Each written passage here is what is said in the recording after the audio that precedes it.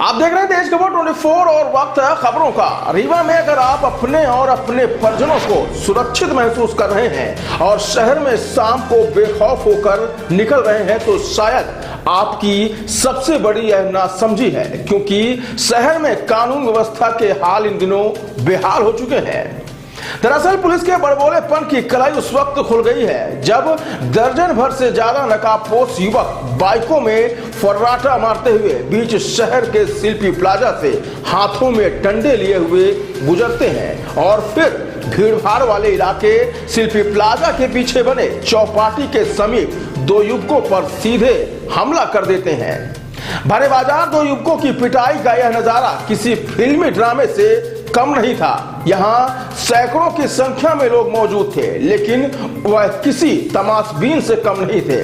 यहाँ बेखौफ बदमाशों ने सैकड़ों लोगों की भीड़ के बीच दहशतगर्दी का नंगा नाच करते हुए न सिर्फ युवकों की बेदम पिटाई की, बल्कि बीच में आने वालों को जान से मारने तक की धमकी दे डाली। शहर के बीचों बीच तकरीबन आधे घंटे तक दहशतगर्दी का खेल खेला गया, लेकिन ना तो पुलिस को इसकी भनक लगी और ना ही किसी ने इन्हें रोकने की हिम्मत जुटाई।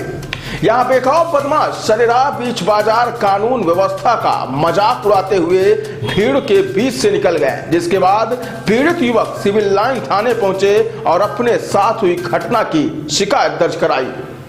घटना के संबंध में जो जानकारी निकलकर सामने आ रही है उसके मुताबिक वीरेंद्र सिंह निवासी ग्राम खड्डा थाना चुराटा नामक युवक अपने दोस्त मनीष सोंधिया के साथ शिल्पी प्लाजा के पीछे स्थित पार्किंग में खड़ा हुआ था। इसी दौरान आरोपी मंटू मिश्रा, रितेश ठाकुर सहित दर्जन भर युवक बाइक से आए और लाठी डंडे से हमला कर दिया। इस दौरान आरोपी पीड़ित युवक पर किसी मामले में गवाही देने का आरोप लगा रहे थे। भरे बाजार काफी देर तक यह दहशतगर्दों द्वारा जमकर मारपीट की गई, लेकिन इस दौरान किसी ने भी वारदात को रोकने और पुलिस को सूचना देने का प्रयास नहीं किया। हम आपको बता दें कि जिस स्थान पर सरेराह भरे बाजार या मारपीट की वारदात हुई है, वहां डीआईजी, एसपी और कमिश्नर कार्यालय सहित शिल्पी प्लाजा पुलिस चौकी न्यायालय परिसर से महज कुछ ही दूरी पर है। अब आप इस घटना के बाद सहज ही अंदाजा लगा सकते हैं कि शहर सहित जिले भर की कानून व्यवस्था की हालत क्या है। हम आपको बता दें कि रीवा शहर में यह कोई पहली घटना नहीं है जब सरहंगों ने इस तरह से सरेराह कानून व्यवस्था का माहौल उड़ाया है। इसके एक सप्ताह पूर्व ही शहर के समान थाने में सरेराह गोली मारकर युवक की हत्या सहित बीच सड़क पर कट्टे की नोक पर मारपीट किए जाने का मामला प्रकाश आया था। हालांकि पुलिस बदमाशों को पकड़ जरूर रही है, पर सवाल यह उठता है कि ऐसी घटनाएं हो ही क्यों रही है जिससे आमजन अपने आप को असुरक्षित महसूस करे।